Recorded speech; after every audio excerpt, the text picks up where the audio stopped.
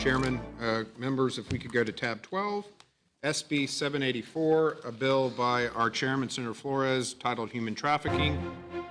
Senator Flores, you're recognized to explain the bill. Thank you very much, Mr. Chair and members. Members, this is regards the issue of being against human trafficking. As you know, over the last several years, this legislature has taken a strong stance, along with the Attorney General Pam Bondi and others, on the issue of human trafficking. That is something that unfortunately continues to hurt us in the state, and particularly the young children that are victimized by this crime. What this bill does, it clarifies and enhances the changes that we've made over the last several years. There are still some problems that exist. What this bill does, it ensures that human trafficking is a qualifying felony for first-degree murder in the commission of a felony. It creates a criminal offense for operating a licensed massage parlor if it's used as a place for prostitution. It enhances the penalties for renting space with the knowledge that it may be used for any of these illegal activities. Dr. Bello, thanks for coming today, and you are recognized. Thank you, Madam Chair. Thank you, Senator. Well, my name is Dr. Brook Bello, and I know I have just a few minutes, so I'm the founder and CEO of More to Life. It's an anti-human trafficking, sexual violence, youth crime prevention organization located in Sarasota, Florida. And working on my third doctorate, I will say I'm also a survivor of domestic minor sex trafficking.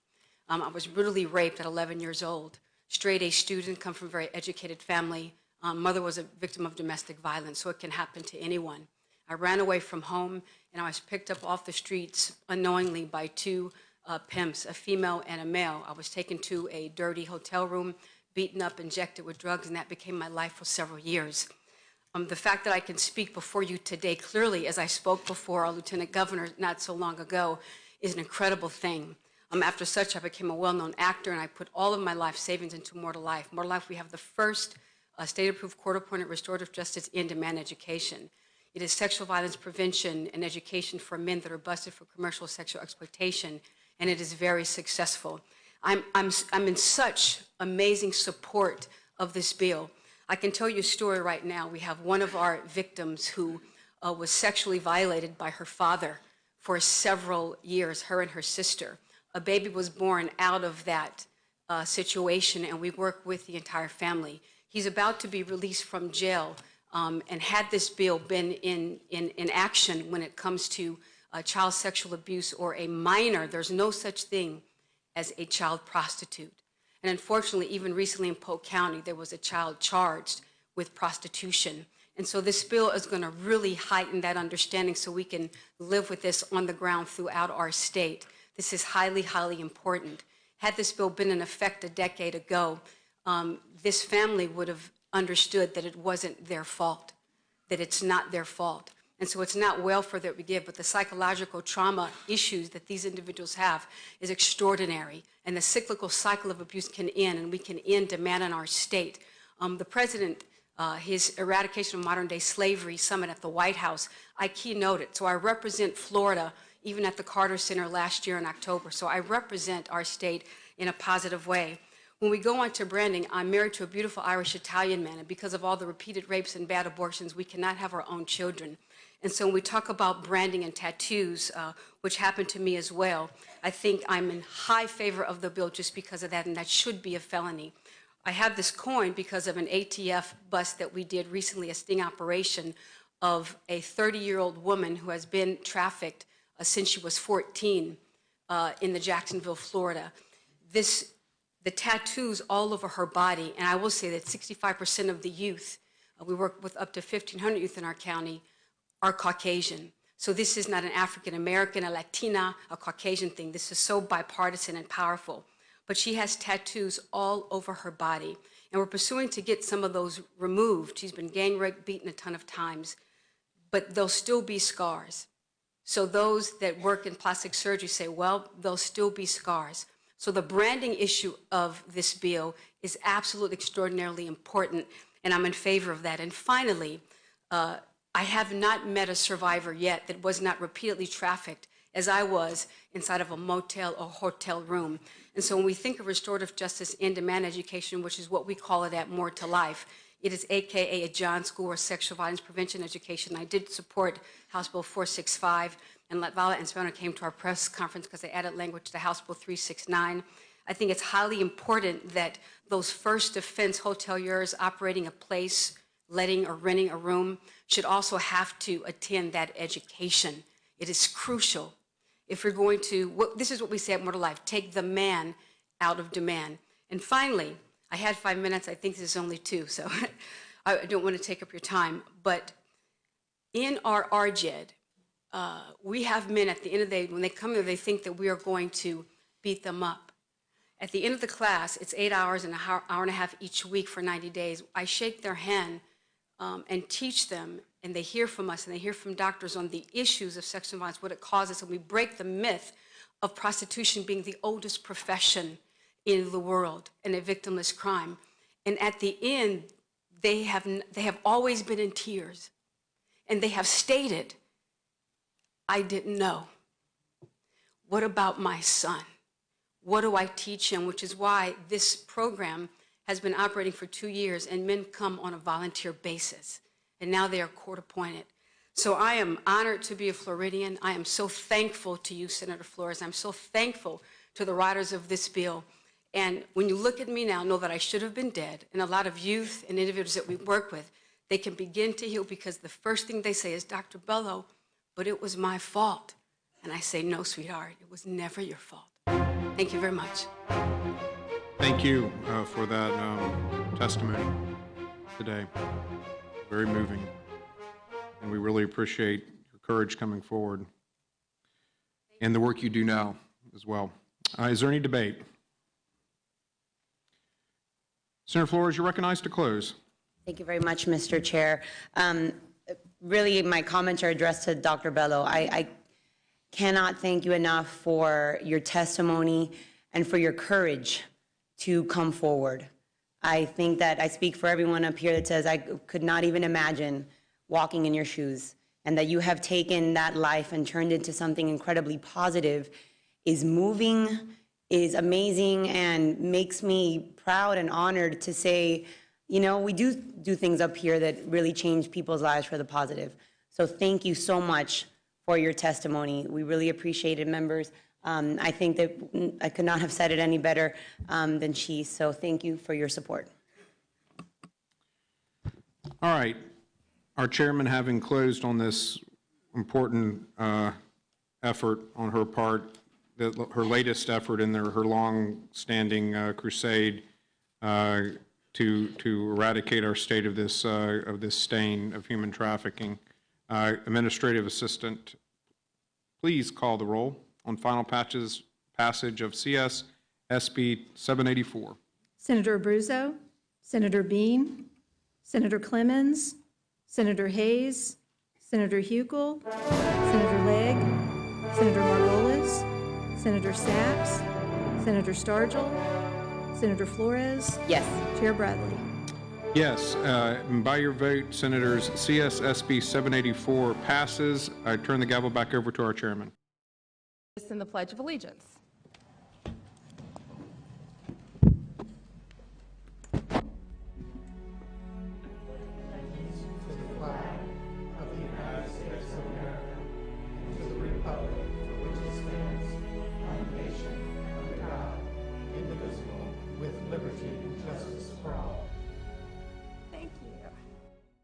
Brook Bello from More to Life. Which actually is going to talk really briefly about demand. I can introduce myself. I'm Dr. Brook Bello from More to Life, a CEO, founder, and executive director, Too Much, and then Derek Thompson, who is VP of Programs. Yes, hello. So, well, I see some familiar faces, Mike Carroll, Crumbera, the council, Dottie, who's an amazing woman, and then Connie and Kinsey. It's nice to see you guys. I'm a survivor of domestic minor sex trafficking. And just to briefly say that obviously, you know, I was violently raped at 11 years old. Come from a very educated family, a family with doctors and lawyers and Indian chiefs, but there's all kind of poverty, emotional poverty. And so after the rape and the previous molestations, best girlfriend and I, we ran away. Not street savvy at all, got picked up off the street by some traffickers, bottom girl, just like Terry was talking about, and a pimp who we thought was a really nice couple, and the guy looked like Michael Jackson, so we didn't have a clue. We They took us to dinner. We ended up in a room, dramatically beaten, thrown in a dirty bathtub with no water in it, injected with heroin and cocaine. Later that night at 4 a.m., I was out on the street being prostituted, and that was my life for about 7 years. From a straight-A student to a baseball player, my mother thought that I was a runaway and a drug addict. No one really understood, and we were too afraid to tell because you're trained not to. So everything that Florida does is an extraordinary thing. I'm going to briefly talk about ending demand and the Nordic model, which I will say, this is America. We can't really have a Nordic model here because we like to do things our own way. But we can learn from others. And you can share with the AG a little bit about my story, but it's long and intense. My doctorates, obviously, I want to share 2 honorary doctorates, and I'm into my dissertation for my earned doctorate in Christian counseling. I'm also a chaplain and an ambassador at large with the only organization that is accredited by the United Nations. We run a drop-in center, and we do housing in Sarasota, Florida. Our housing is pretty much underground.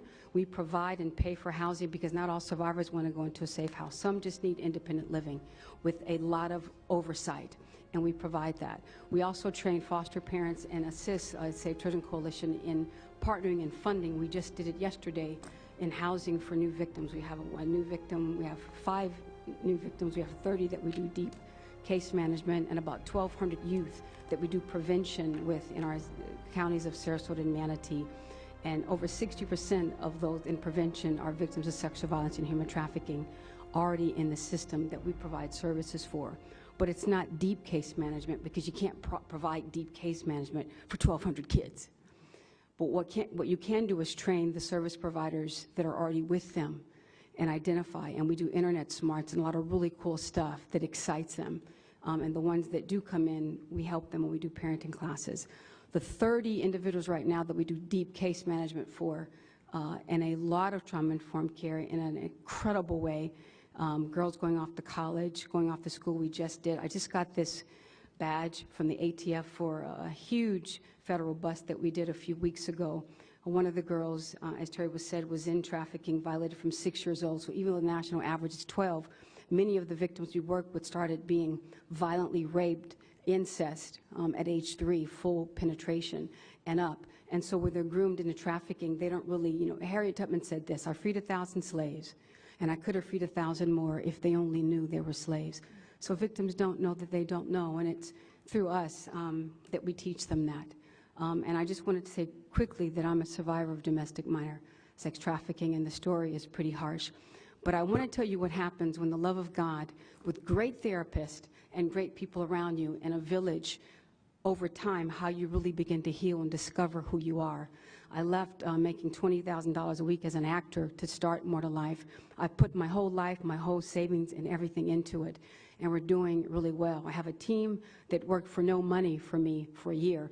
Now he gets paid. He's happy, and his 4 daughters and his wife, thank God. So I wanted to say Pam Boddy did an incredible thing. So pill most prescription drugs, and this relates to what I want to share briefly. An abusive human trafficker, she had to do a really unique and powerful thing to put a lot of doctors by saying, you're not going to do that here. You're not going to pimp oxycodone to innocent patients who really don't need to have narcotics when they have previous histories of addiction. So we want them gone. I applaud you for that because I'm a former addict, because traffickers induced me with drugs, and it took a long time to be free from it. So she knows, you know, how the innovative and unique ways of tackling something, you know how to get it done. So trafficking plus prostitution is different than pill mills and prescription drug use because the underlying demanders of those that seek large amounts of money, plus traffickers and abusers, are often pushed path to addiction. And the buyer, addict, or patient is often the victim when traffickers induce addiction. Who are the U.S. demanders today? Are they men? Yes, pretty much, over 95%. Are child sex offenders pedophiles? Sometimes yes, not necessarily. Don't ask, don't tell. Do they recruit young people? Some recruit aggressively, some not at all. I'm on the Research Advisory Council for Hunt Alternative under the leadership of Swanee Hunt and Demand Abolition, and so a lot of my data in being on that council is from them and Alex Truteau, who is Executive Director of Youth Spark, who's also on the council with me. Who are the U.S. demanders? Once again, sex trafficking, purchase of prostitution, children up to age 17, adults affected by force, fraud, and coercion, purchase of child pornography. Do they know they're buying a child? Some yes, sometimes no, some don't ask. Advertise agents of supply on Backpage. Now, one of our, Vednita Carter, who runs Breaking Free in Minnesota, is actually on the More to Life board, in addition to Marian Hatcher in Cook County under Sheriff Dart, who's responsible for the National Day of John's Arrest and has done some great work along with the Clearwater Task Force in busting and putting criminals in jail that are traffickers and pimps. So 50% of supply on Backpage are young people up to age 23. Up to 20% of young people are actually juveniles on Backpage, and you all know you have to be kind of 22, but many of them are juveniles, and that's just what we know and what we've discovered. So why demand? Do they buy at the same frequency? Absolutely not. We talk about how amazing law enforcement is here in the state of Florida. So 25% once or twice a week, and this is an ad that we did in Atlanta. Every month, 25%. Every few months, 25%. Every month, 20%. 5% every week. 5% culminates over 75% of the purchasers, at least in Atlanta, and that pretty much falls suit to some other states. So if law enforcement, they go, this is this big thing, it's very difficult to tackle, but if we can focus on the 5% who are the weekly purchasers, we can really hit a home run. Demographics. Why demand? I always say this wherever I speak. Men are the biggest part of the problem of human trafficking, and they'll be the biggest part of the solution. Because I never met a young girl who didn't want a great daddy, which is why pimps make you call them daddy. I never met a woman like myself who didn't want an amazing man by my side, and I have a beautiful Irish-Italian husband when I didn't even know if I was going to ever be married. We cannot have children because of all the abuse I suffered, but we have a lot of babies and some beautiful puppies. So 56% are married men.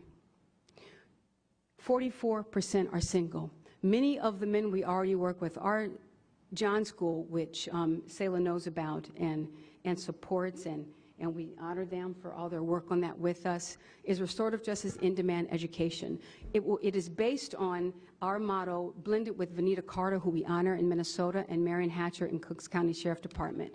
We're taking all of that data and putting together our own. It opens November 1st. It's approved by everyone in our county, so we will be able to give you data in the coming months of how that's working. Many of the men that we've already worked with for 2 years who are registered offenders and pedophiles are already successful in our volunteer program, and they keep coming back. We've had one for 2 years that is showing, we have videotape of pedophiles that we sit with, they're like, I can't even believe you're talking to me. Many of these men, one in particular, was violently raped from 4 to 6 years old by his grandfather. Many pedophiles and purchasers that we have worked with are men that were previously abused, because if 1 in 4 girls in the country is raped, 1 in 5 on a college campus in our nation, and 1 in 6 boys is sodomized and raped, and girls 80% don't tell, then what's the percentage of young boys that don't tell? So prevention is really key. Why demand? Because prevention in male youth in the inner city, which we do that. We work with 1,200 kids around our 2 counties, Sarasota and Manatee. Demographics, so the age in the ads we did, and these are decoy ads, the age of defenders, average age 30 to 70 years old. Don't forget, 56% are married. Average income, and this is the ones who are paying for it. Obviously, familial sex slavery from 3 to 9, 10 years old. We just got a new case yesterday of a 9-year-old who was trafficked. Her mother, she was found with her mother, masturbating with her mother. Her stepfather repeatedly raped her, allowed other individuals to do so. And this may be prosecuted not as a sex trafficking case, but a child sexual assault case when it's really trafficking, so we'll work that out. But this girl has a lot of issues, and she just turned 9, okay? So income of demanders, $30,000 to $75,000. So why demand? Traits of demanders. There was a decoy ad that Alex Trudeau and Research Advisory Council did in Atlanta. So the decoy ad was placed. Within 90 minutes, just 90 minutes, there were 181 different people clicking on that link. Within 90 minutes, 27 people called. This was for a minor. Okay? 27 people called or text the number to arrange a date, one as far as Hawaii. A tracking link is embedded in the decoy ad that shows how many prospective buyer IP addresses actively interacted with the ad content. And we're talking about that 5%, that weekly 5%. The guys who are really addicted, 56% married, and many struggling with the issue of pornography and adultery, and many want to keep their families, and many want to get out. And I had a hard time sitting in front of buyers and offenders, but now I realize that so many men deal with it, we have to prevent it, and we have to support men and fathers who are like, I need help. So when we talk about why demand, reducing demand, we talk about the fact that in 2014, 335% of all the busts were of supply victims. Only 41% were the buyers, 43% the traffickers. Because we know that arresting buyers reduces recidivism rates by 70%. So that's why demand, because the numbers state so. This is America. I already said that. I'm moving on quickly because I have like 3 minutes left, and I want to move fast for you guys. We do things our own way when we talk about the Nordic model. We can have the Nordic model because this is the U.S. So our form of any model would have to be our own. Florida's already doing it. Florida is already doing it. We're already decriminalizing prostitution with victims to some degree and allowing individuals to get services. But the idea, the biggest aspect of human trafficking plus prostitution is the demand for it, is a fact we must find solutions for. The Swedish, or AKA Nordic model, that Jason asked me to share on briefly, if you all don't know, is a set of laws and policies that penalizes the demand of commercial sex while decriminalizing individuals in prostitution and providing them with support services, in a nutshell. And as I said, Florida is already doing that. Once a program is completed, record of offenses dropped, with 1 more year of evidence-based success, fast track to expungement of prostitution and related charges. When we think of a Nordic model, we're already doing that in Florida. So as Terry said and as Eliza said, with youth, we're already doing it, but with those that are over 18, that are getting out, that say, you know, we just did a bust to get 1 girl and drugs with the ATF.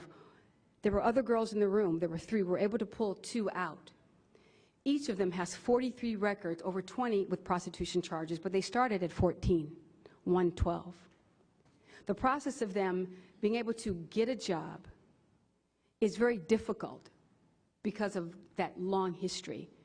And as Sayla knows, you know, it takes a very long time to expunge your record, and there's a long waiting line to find pro bono attorneys who will go through that. It can take 1 year or 2 years.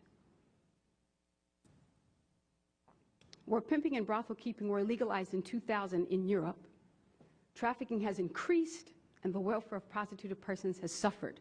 So Amnesty International and other aspects of wanting to legalize prostitution, let's just say for the record, not a good idea. One other aspect, when we think of the Nordic model or our own model, we're already doing it in this state, whether it becomes federal or state to state, we're already doing it. Charging scrupulous motel and hotel owners with pimping charges if they collect money earned from selling sex. There are a lot of known motels and hotels that we are around every single day where the caretakers, the landlords, the owners know that pimps are using those rooms. But if they were to be busted for trafficking, I bet you they'd think twice. The proof of why decriminalization can be predicated is on the economic law of supply and demand. This is Rachel Moran, a really good friend of mine. She's an Irish survivor. She got the Nordic model passed in Ireland. She says, far from the happy hooker narrative, the reality is the vast majority of women and girls in brothels and the red light zones are there because they have been harmed through previous life experiences beyond their control, like poverty, educational disadvantage, and childhood sexual abuse. 1 in 4 girls is raped. When we provide, our motto at More to Life is educate, empower, employ. But also restorative justice, why we're not calling it a John School, because even though prosecutors want to put that pimp or that buyer or that abuser in jail, kids always connect back with their parents, with their father, even when the father did the most hideous things. It is just human nature. And restorative justice means even if there's not a future relationship, trauma-informed care says she got an apology from her father. They may never have a relationship, or they may never have a relationship, but him saying, what I did to you was wrong, we've seen it happen, has catapulted the healing process in a child, and even in the child inside of an adult that's looking to transform their life. Finally, the evidence we need. Why demand? Why some form of a Nordic model? Decades, if not hundreds of years of evidence to prove arresting women and girls doesn't eliminate the problem. It's worse. Centuries, we also know simple economics. Transactional activity lessen when demand is reduced in any so-called commodity, and that is how traffickers see our children and others. And finally, we now have the evidence we need to refocus on buyers and their prevention in terms of how we train and work with amazing law enforcement in Florida. I could share more, but I'm not going to. My time is up. You guys are amazing. I love Florida. Let's keep doing what we're doing. Brooke, thank you. Thank you, Dr. Thank you. Everything you do. Thank you. And for not only being a survivor, but becoming a true activist and making a difference in our state. Go ahead. Hello, Derek Thompson with More to Life. I just had 2 quick comments on the conversation about the mixed reviews we're finding with the John School, the effectiveness of the John School. Just 2 quick points on that. One, I think if we view the John School as a standalone program that's going to end demand, then the mixed reviews are definitely justified. It's definitely not designed to be the one program that's going to end demand. But if we view it as a part of the puzzle, as a piece of the solution, then I think it has a lot of value to that. Secondly, in the report, the 2008 report that Chief Thorne referenced, there's a key recommendation in that report that I think we need to recognize, and that is coming from the men who had actually gone through the John School. They were recommending the need for aftercare services in that report. So what's happening is that the John School is convincing a lot of the men in that yes, okay, I don't want to be a part of this anymore. I do want to change my behavior, but then it's not as simple as just saying, okay, I'm going to stop now. And so I think the aftercare services part of that is so important. And at More to Life, our model is incorporating that. There is up to a year kind of aftercare service that when men are saying, I want to stop, okay, here are the tools, the skills, the resources that you're going to need to actually see change behavior. So the follow-up to the John School is really important and will increase its effectiveness.